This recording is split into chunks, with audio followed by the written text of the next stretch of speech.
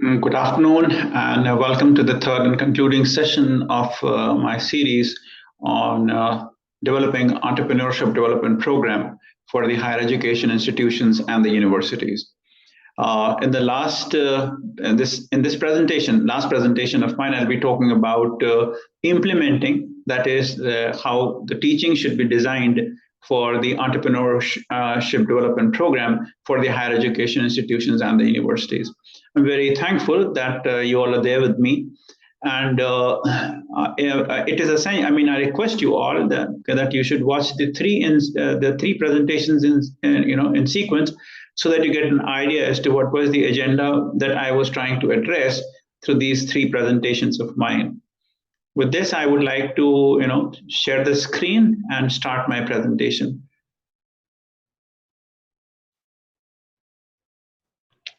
Right. So in the earlier presentation, we have spoken about the first one was developing entrepreneurship program.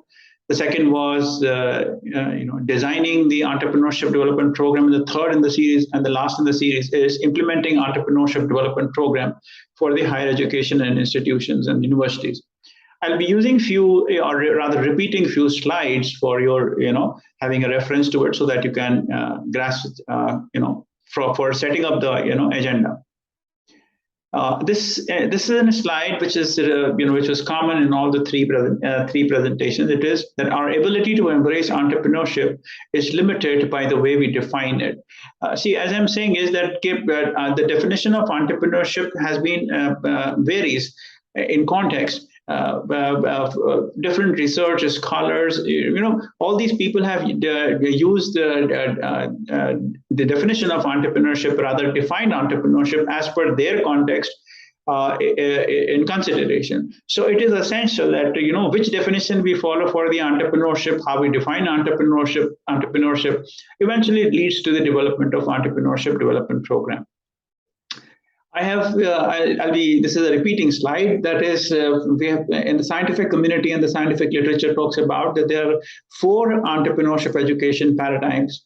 That is, the 4 are listed as follows. That is, educating students for creating new ventures, educating students for transforming innovative ideas for economic growth, educating students to use entrepreneurship for social change, and educating students for developing entrepreneurial mindset. I repeat, you can refer to the names of the researchers and the scholars below these paradigms, and you can refer their publications by referring to the net. It's widely, these are all great scholars, and I mean the great researchers in the field of entrepreneurship, and they've given various theories also. So these are the people who have contributed toward the entrepreneurship education significantly.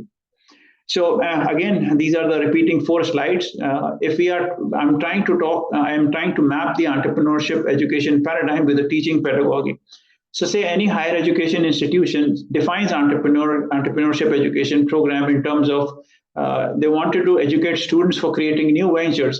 Then you will find that the teaching pedagogy, their course curriculum, their assessment, everything will be, focused primarily on, business planning and financial planning, business modeling canvas, business strategies, revenue model, entrepreneurial ecosystem, startups and incubation, seed money and funding. Now, these are few points I'm trying to, highlight it in the teaching aspects of these, where the institution is focusing on educating students for creating new ventures. This is not limited. There are many more things will be added onto it. But this primarily gives you an idea as that if you are, as an institution, if you are trying to teach students how to create new ventures, then your teaching is focused in this direction. So here again, the focus is on becoming an entrepreneur.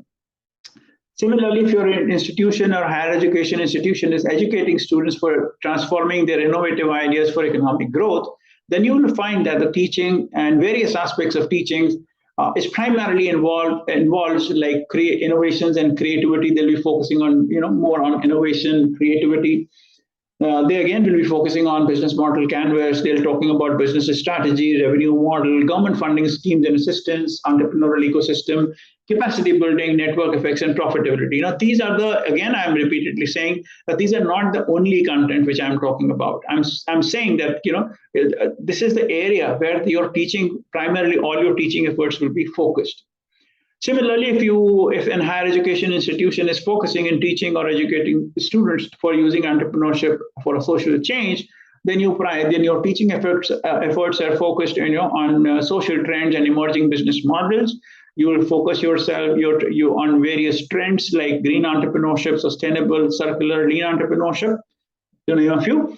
Then you will also be focusing on business modeling and NGOs, crowdfunding, financial planning. Again, here also your focus is on making your student to become an entrepreneur. But when you are trying to educate your students for developing entrepreneurial mindset, then you are talking about the psychological and behavioral conditioning, where you are talking about development of various entrepreneurial competencies and skill, and you are trying to develop students to become an entrepreneur in all their endeavors, be it their workplace or be it their own business, right? So here the focus is becoming an entrepreneurial, which is a behavior, this type of a change is going to be a long-term change. So this brings me to the the important aspect of how do we teach, or what you call it as a teaching entrepreneurship, right? So there are certain principles on which I have tried to frame these guidelines for teaching entrepreneurship. These propositions, again, they are not mine. They're based on the scientific literature which I have been reviewing for my project. It says, there should be standard for excellence, that these principles should be there when you're trying to teach entrepreneurship. There has to be experimentation, that is experiential learning on empirical data. That a lot of research-based teaching has to be done. Then rigorous and practical and integrated educational experiences must be delivered to the students, where they can feel and actually nourish their experiences, and then there has to be the entire process of teaching entrepreneurship should be innovation driven, right? And there should be a lot of effort on teamwork, because entrepreneurship is not a startup. Entrepreneurship is basically a teamwork sports, right? So it is essential that these are the founding principles that any teaching program for entrepreneurship should follow. So I've divided teaching entrepreneurship into four or five phases rather. I call them, most of you will find them that they are not in tune with what is exactly the institutions and higher educations and universities are doing as of now. I have referred to the literature, and I found that it should start with reorientation and creating curiosity. I call it as an inspiration. That is, this is the phase. The first phase is inspiration. The second is exploration. Third phase is the fundamental. Fourth phase is an application. The fifth is the immersion. Now, in the inspiration phase, you talk about the idea, because I have interacted with a number of entrepreneurs. Even I visited IIT Kanpur Entrepreneurship Cell. When you talk to these entrepreneurs and you find out how did they start it, they all talked about that they had no idea what they're going to do. The only thing is they were trying to solve a problem. They had a wonderful idea. They feel like that they have the confidence that this idea will click. They knew certain technology that can change the way that things are done. It all starts with the idea and the opportunity identification. And for that, your brain and the mind of the students have to be, reoriented so that they can start thinking on those directions. Similarly, when you talk about the exploration, then you are talking about, interacting with the people of the local community who are entrepreneurs, whether they're successful or not. It's both ways. You have to allow those people to visit and make either the student visit them or they visit your campus, where they discuss about and conduct training seminars on innovation, creativity, design thinking. Now, this has got nothing to do with the entrepreneurship teaching. You are just building other groundwork for this. You're leveling the play field for the matches to take place ahead of time. The next is the fundamental now, and the third phase is the phase where you start regular classes for the basics. Now, here you talk about what is entrepreneurship, where the various types of entrepreneurship. You talk about entrepreneurship theories, all the theoretical stuff which you were talking about comes in the third phase. Then after this, because initially in the first two phases, inspiration and exploration, they have seen how things are happening in the market and how the things are taking place. Then they have been given the exposure to the theoretical concepts, so they can match it and they find that, okay, theory matches with what is happening in the practical field. And the next is the fourth phase is the application phase, which is an outreach and extracurricular phase. That is, they wanted to check, they should have been given an opportunity to check those principles, ideas into practice. That is the implications. So here in the outreach and extracurricular applications phase, you take out students to the places where they can really find a problem, or where they can really check out what they have designed and what they have thought of it. And the last is basically the immersion, that is the project, and that's the engagement phase. I'll be explaining all the 4 phases in detail as we move ahead with the presentation. So you realize that inspiration phase, exploration phase, fundamental phase, and the application and the immersion. So immersion is the last phase, and that's the maximum engagement phase, where a student really becomes an entrepreneur. And he changes his behavior, and he starts thinking like and acting like an entrepreneur, which is basically a change in the mindset. So if in the inspiration phase, as I mentioned earlier, you will find that we do talk about the companies, we do talk about the successful ventures of various, but we hardly talk about the mindset of the people who are behind these successful companies. Like, say, for instance, we do talk about Apple, a company like Apple. We do talk about Tesla, like of Elon Musk. We do talk about Google, but we never give importance to the people behind it. Like, say, for instance, do we know that Steve Jobs was a very aggressive man when it comes to dealing with the world? So these are the few points, right? And then he was very hard taskmaster. He was, he wants to get, if he has decided to get the work done, he'll be ensuring that the work is done in time. He has a high regard for time. So all these things need to be discussed. What I'm trying to say is, in inspiration phase, do not try to talk about the companies. Try to talk about the individuals, their behavioral, the attitude, their skill set, which help them in making that company grow and to reach the scale where they are as of now. In the exploration phase, you have a lot of discussions. You invite a lot of people who are, big or small, again, successful and unsuccessful. It doesn't matter. They should come and talk relevantly. Instead of boasting about themselves, what they have done, they should talk how they did it, right? In the fundamental phase, it is the responsibility of the teachers, who have to be actively involved in, bringing the orientation, intent, and motivation to the students, where they talk from the, what is the theoretical concept behind the entrepreneurship. Like, again, here, instead of bringing out their own, contribution, they should refer to the scientific literature, what the literature has given and talked about this entrepreneurship development. And similarly, when you're talking about the application, that's an outreach. Here, the idea is that once you have seen with the phases of entrepreneurship, you should get in touch with the mentor, that is an industry mentor or an entrepreneurial mentor, who's going to guide you. You work with the mentor as an internship program or apprenticeship, and you learn from them a lot and as to how the things are really done. And the last and the immersion phase is basically you have to do the startup. Company. So inspiration phase, I have mentioned, you can see that the slide has certain imageries, and I have used certain logos. I'll just share with you. I wanted that it is essential that this is the time when the student should be given lots of, this is the first slide. Students should be shown, I have to go to the first slide. Right, inspiration. This is the first phase of the teaching entrepreneurship, that is inspiration. Here, the student should be given exposure to the Shark Tank programs, the audio books, the TED talks, and a lot of startup shows. This is how the orientation has to be built up, right? So when they hear the Shark Tank, they can understand, because at that point of time, when somebody is presenting their business pitch, you can explain there and then itself what business pitch is all about. So that, you must have seen the learning model of which says that if you involve me, I learn faster, right? So inspiration phase talks about how do you generate idea, how can you use technology to leverage the idea and the opportunities.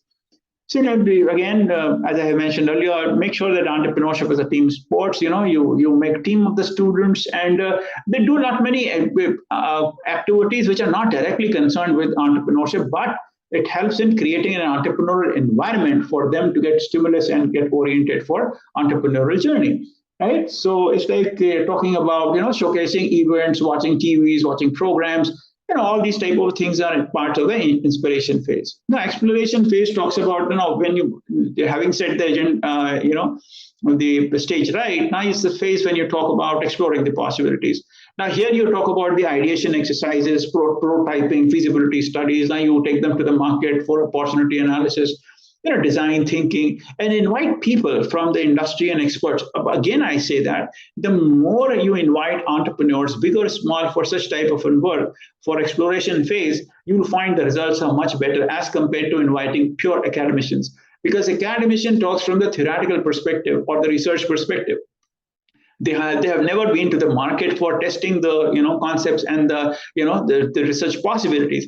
But when an entrepreneur comes in and speaks to your students, this makes a lot of sense. So if possible, make sure that you have an agenda, a calendar decided well in advance before you start with the exploration phase.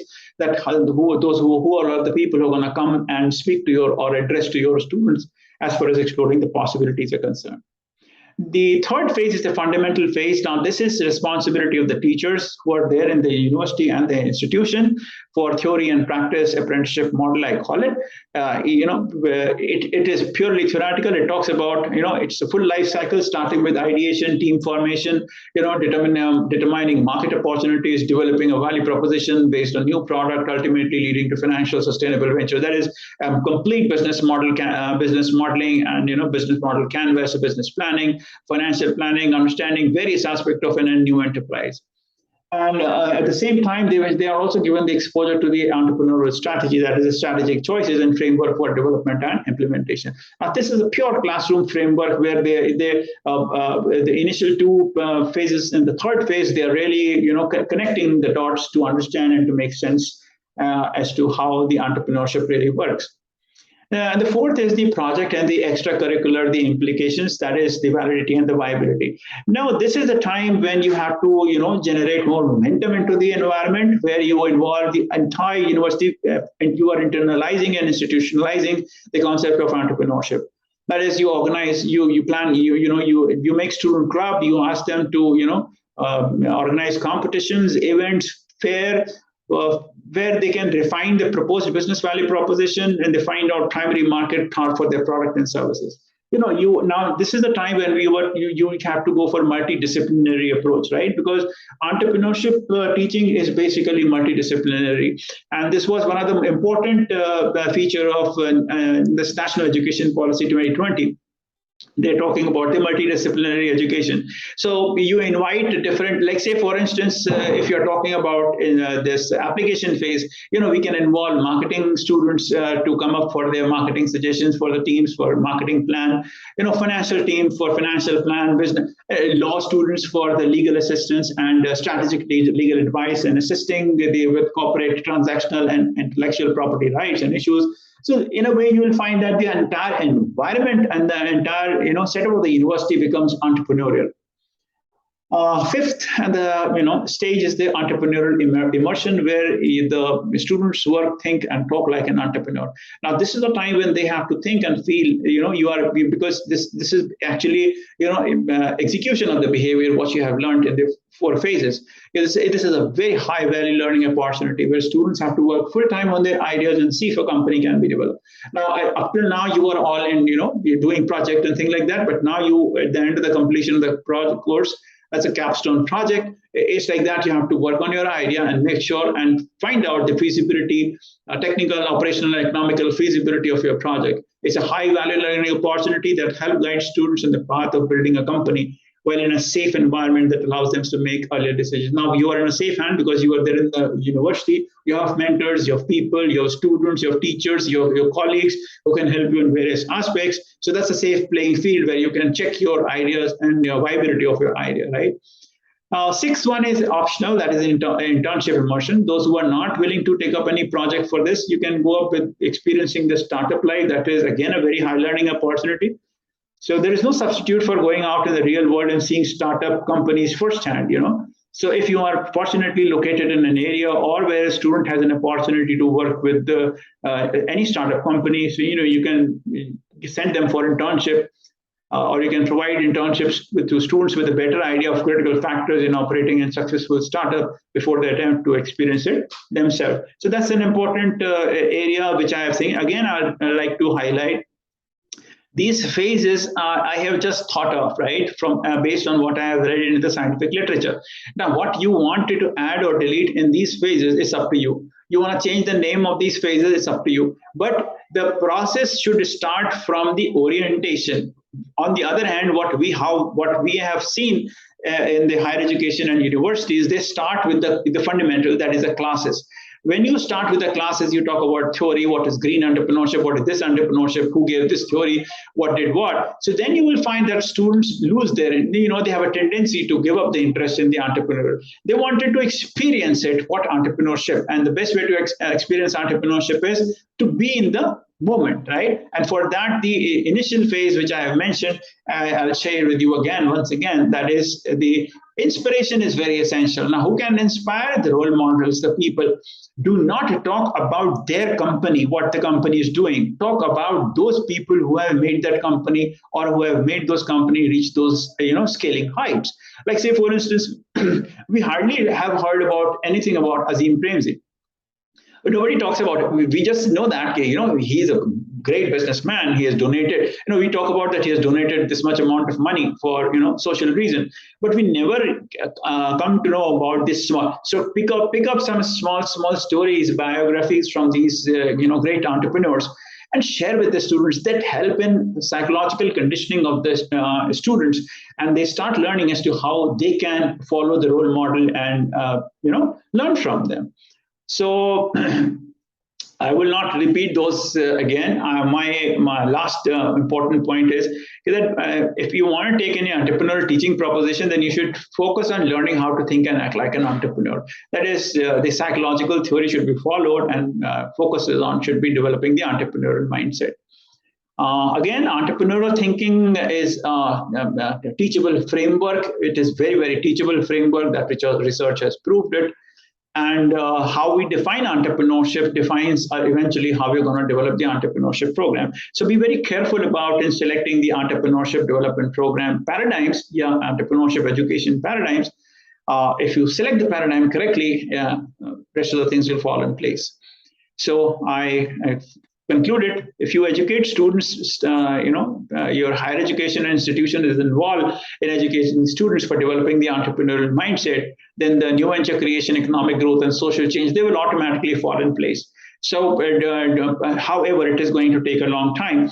But I see, I'm based on what I have read in the scientific literature, if you consistently and persistently follow this type of educating students for developing entrepreneurial mindset, you're not only training them to become an entrepreneur, but you are also training them with their life skills, which are going to be very helpful for them.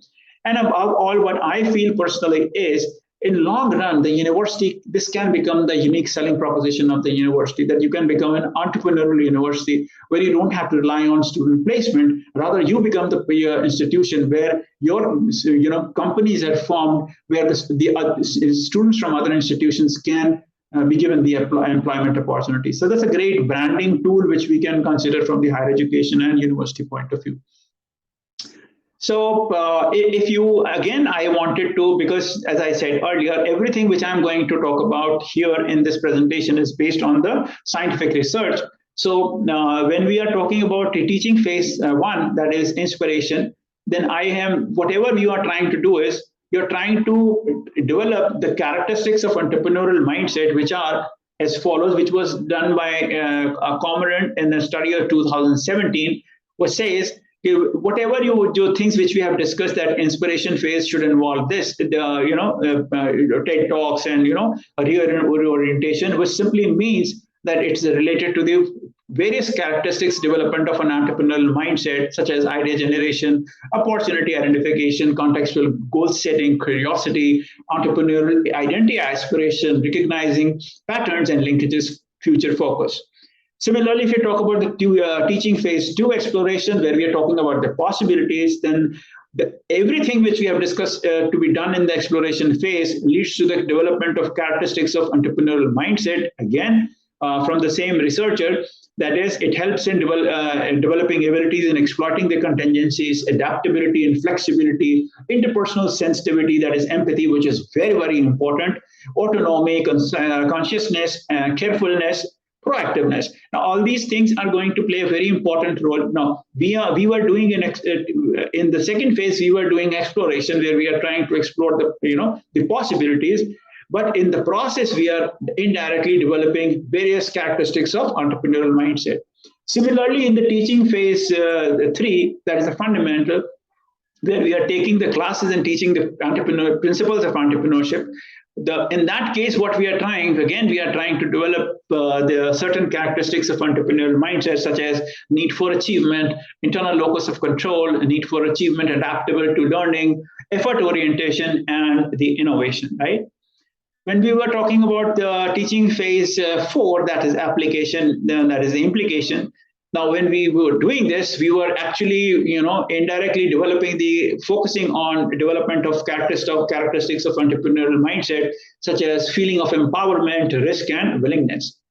In the last but not the least phase, that is the immersion, when we're talking about, the engagement, that is the entrepreneurial project, where the students are expected to think, behave, and act like an entrepreneur. Then you are trying to develop the entrepreneurial mindset characteristics, such as embracing change, risk orientation, decision making, ambition to succeed, autonomy, etc. I have just given an idea to you that all these phases, the phases of teaching, have a scientific and research-based evidence which directly or indirectly contributes in developing the entrepreneurial mindset and entrepreneurial behavior, which in long run is going to produce great result for the higher education institutions and the university.